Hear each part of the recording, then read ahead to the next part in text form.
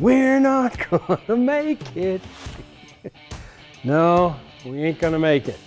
Because I got sick and because of a couple other things, we have slowed down a little bit on the 67 Mustang Hardtop, but we are gonna continue to roll on this until we get the things on this list completed, at least 2 to run in tune. I wanna be able to get the booster and all back in there and probably the power steering in this set of videos, but definitely wanna get the body painted and get all that taken care of inside the engine bay, that is. And then basically get everything prepped up and ready to go for us to start installing parts again. And that may be where we pick it up, other than going ahead and getting the booster assembly put in, because we do have the parts in to finish that up. So without further ado, I'm gonna start banging and hammering on this little panel right here. All right, now the first thing you wanna do is to establish where your original holes are on your panel and holes that other people have made. One way to look for those is to check the panel against something that's available in the aftermarket. The only problem is, this is an original panel and it doesn't match the aftermarket panel that's available now for this side of the car. Because the aftermarket has a pair of holes here and here. There's another hole lower down on the panel over here. That this one has a small hole and it looks a little larger on the aftermarket. Be that as it may, since our panel is in here and already set up, I have taken the liberty to go in and mark up places that feel like a correct hole on this panel. This one feels like a correct hole because it's flat. This one is also flat. Now that could be a drilled hole, which is something I would do. Or you could start doing things like where people have put self-tapping fasteners in, like this one up here feels like a stock hole, but this one feels like somebody's put a self-tapper in it. It's got a pooch to it where it's pulled out to the inside of the engine bay.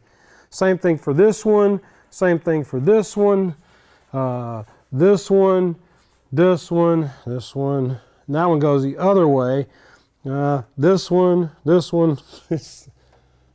This thing's like a piece of Swiss cheese. So what I'm going to do now is, I've already told you where they're at. I'm going to show you how we're going to fix them. I'm going to talk about how to fix this big bored out one where they just put one of their ham-fisted fuel lines in there. We went back with the correct fuel line, got it through the stock hole in the inner fender. This was something that they did aftermarket. You know, fabricobbled.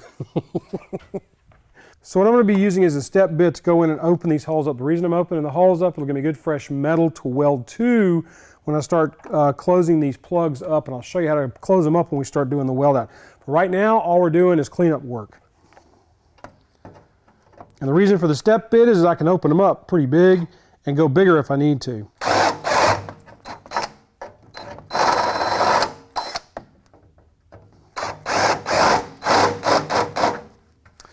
I know, it seems counterproductive. But if you're like me and not real good at welding, this is probably the best thing you could do for yourself.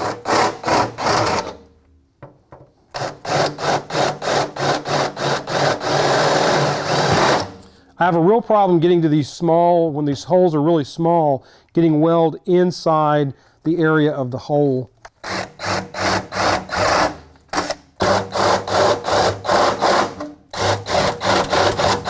I'm going to leave that one because I think it's probably, it could be a factory hole, and it's low enough in the engine bay, I'm not that worried about it. All right, I've got this belt sander that I bought. I'm going to use this to clean up all of these areas, the surfaces on both the inside and outside of the panel.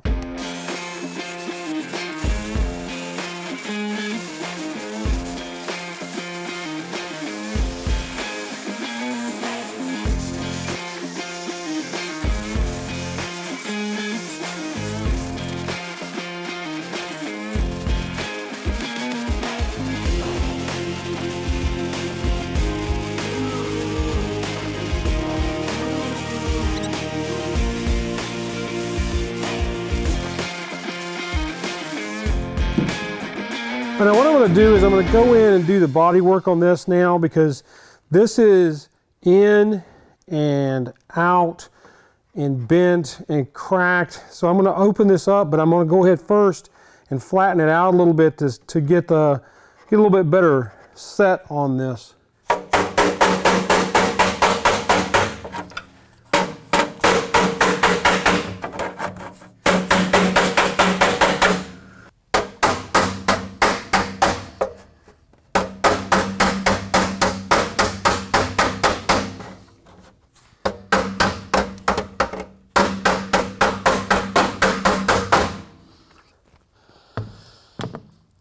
All right, now, when I have something like this, this hole is entirely too big to plug weld.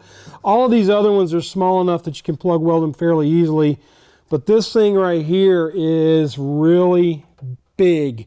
So I'm going to show you something that can work. It's not the best solution for this problem. The best solution would be to make a sheet metal plug to go in here. But for right now, I don't want to build a sheet metal plug because I want to show you a little idea that I came up with the other day.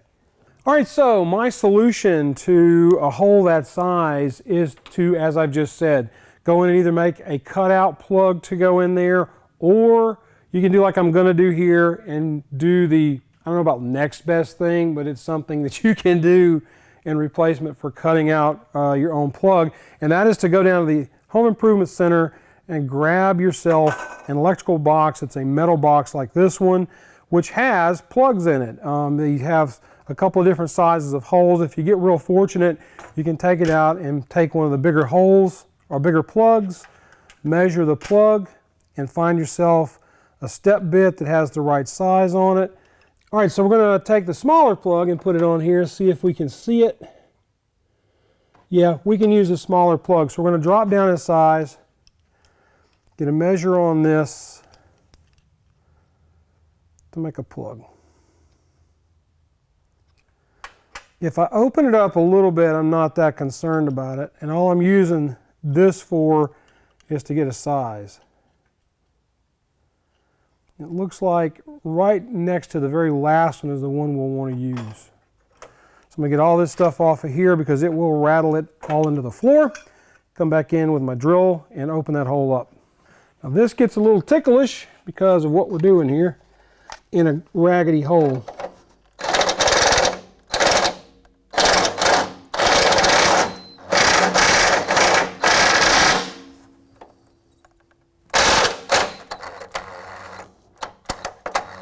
I think my battery's dying.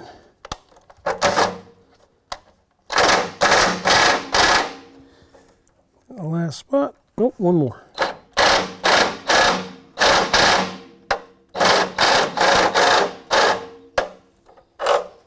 Check that against my plug. And if you're a real cheeky monkey, you could just leave the hole there. I bet Cam would probably say, it's a nice clean hole now. It looks kind of factory. Leave it there.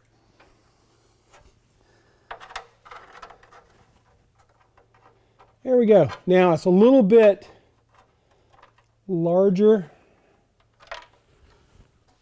than the plug itself, which I'm okay with that. And we will weld that sucker in just a minute, but I want to show you how I'm going to set it too. I'll use these high strength mags for this kind of stuff. I've got two of them stuck together with a lot of metal shavings around them, so I'm trying not to embed the shavings in my body. Now I'm going to weld from the back side on this because I want the front side to be very stable. And I can use filler on that if I need to. So I'm going to stick this on here in the spot. It is almost a perfect fit. So I will take that back out now. I probably could and should maybe open that up a little bit more around it just to give myself some more weld point to it. A lot of times when you do this with these kind of magnets, you're going to wreck them. They're not that much money. You can find them on Amazon. So just, you know, be aware that you may decrease the magnetization sometimes doing this on a weld because it heats them up pretty bad. Do I look like I care? I do not. Alrighty. I'm going to pull this back out of here, and then I'm going to go in with my, off camera, I'm going to go in with my sander and sand around there to get that to where it's a nice exposed bit of metal. Pooch! All right, I'm going to try to keep an even spacing between the top and the bottom and the sides. It's going to be a little tough to do that possibly because this will slide around on that magnet just a little bit. But a little bit of spacing will help me keep that. I put the magnets on the back side of it because this piece of steel is a little bit thicker than our original sheet metal. So this will have the pooch out, so to speak, on this side. This will get body shuts in it, and this is a driver, not a concours show car. What I am showing you is a repair I would do for a driver, not for a concours car. For a concours car, if I were building one, not that I ever would again, but if I were building one, I would make this plug out of sheet steel rather than making it out of the round plug that we got from our box that we got from the Home Improvement Center. All right, and quick tip, when you are welding galvanized metal like this, you can tell it's galvanized because it's really shiny, but it also looks a little bit flaky. That's the zinc that's been galvanized to it. You will get galvanic poisoning when you weld this. When you weld it, it will have chocolate smoke coming off of it through the welding lens. Don't breathe that stuff in. Bad stuff. You can soak this in most of your readily available vinegars, acids, stuff like that. That'll etch the zinc off of it, and it'll be a dull gray metal then.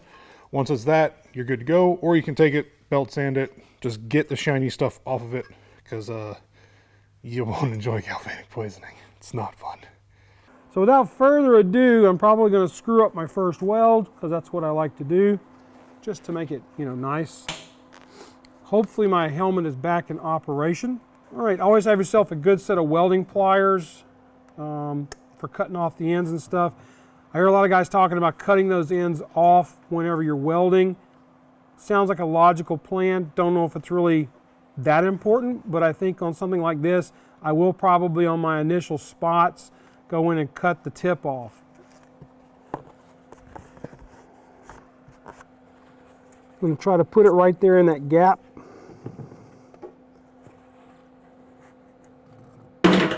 And drop my pliers.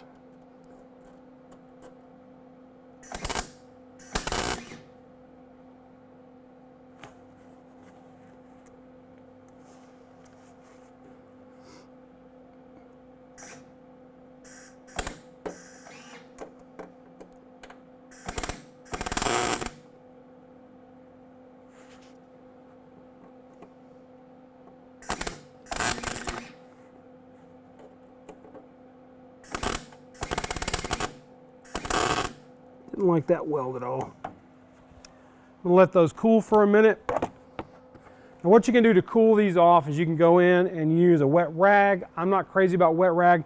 A lot of guys will go in and use air to cool these. Right now my compressor is not running, so I'm not gonna run the compressor to do this. I'll just let them cool off naturally. And then what I'm gonna do is I'm gonna go around, I'm gonna complete a weld next to each one of these and clock them.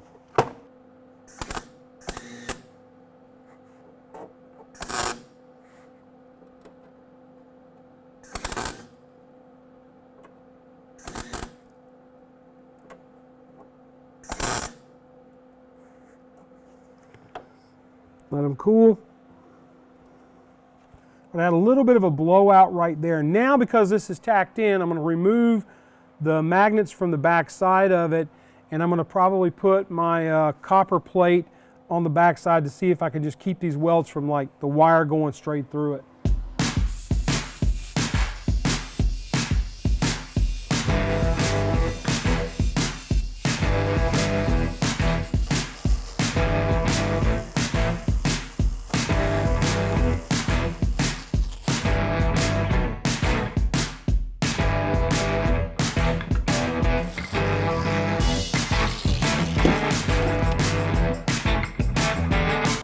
All the things I've lost, I miss my mind the most.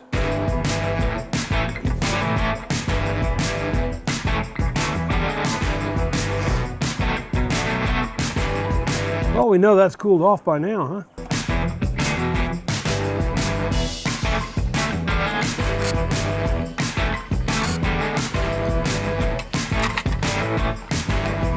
Slow my wire speed down just a little bit.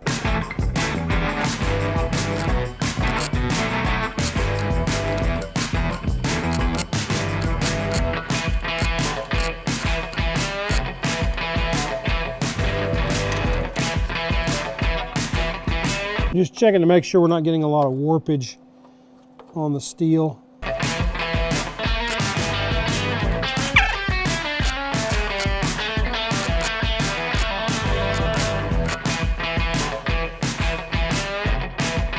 The copper on the backside also makes a really nice heat sink for the metal as well.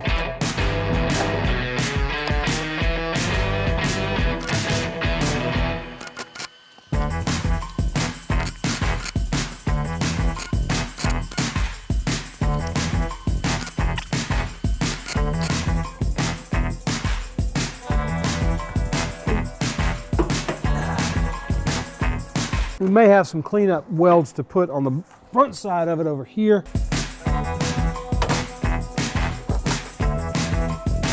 But I can't see well enough because I just got blinded by my helmet again. Thought I had it fixed, but I do not. So I'm going to go through and grind these and see what we got.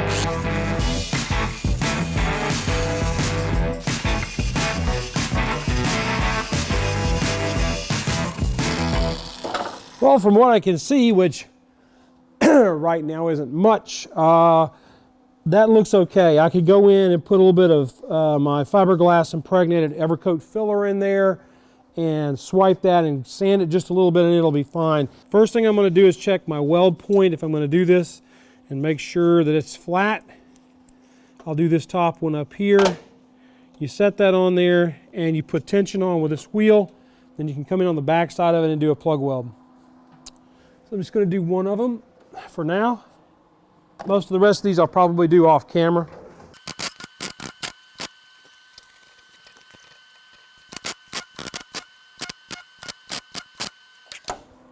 Pretty ugly bump on this side. Hopefully it looks better on the other side.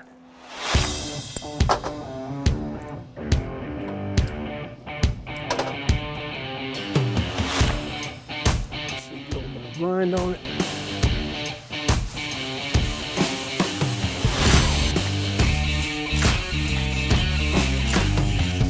All right, we only have to do that 1, 2. Oh, I got 2 I didn't see there. Oh my gosh, they're popping up like ducks. Let's see, 1, 2, 3, 4, 5, 6, 7, 8, 9, 10, 9, 10. Only 10 more to go. Let's go. Now, you could also try to do that with a magnet, but I prefer using something like this. It just makes that a lot easier and works really, really well. So, onward and forward. Y'all don't need to see the rest of these, so we'll complete that in a minute.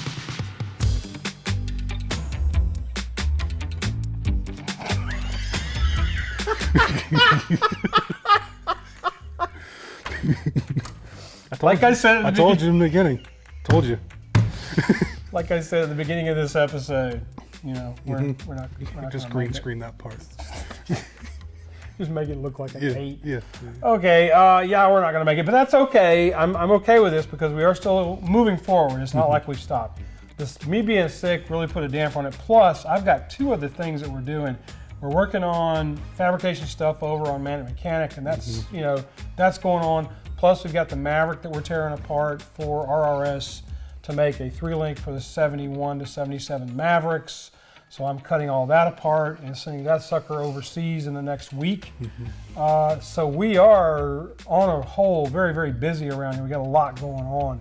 So that is a reason, it's my excuse for why we're not gonna make 4 weeks. It's gonna be more like 5 or 6.